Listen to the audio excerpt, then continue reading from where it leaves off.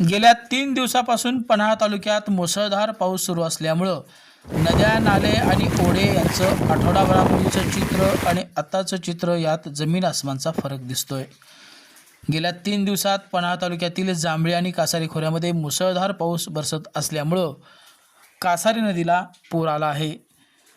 नदीलगतची ऊस आणि भात पिके पाण्याखाली गेली आहेत. ओढे, नाले दुथडी भरून वाहत आहेत आणि खऱ्या अर्थानं पावसाच्या पाण्यावरच्या भातरोप लावणीनं वेग घेतला आहे.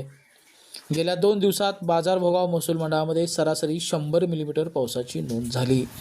कोल्हापूर राजापूर राज्य महामार्गावरील पोहळे ते बाजारभोगाव या दरम्यानच्या मोडकावड नावाच्या पुलावर पुराच्या पाण्यानं रस्ता पातळी गाठली आहे.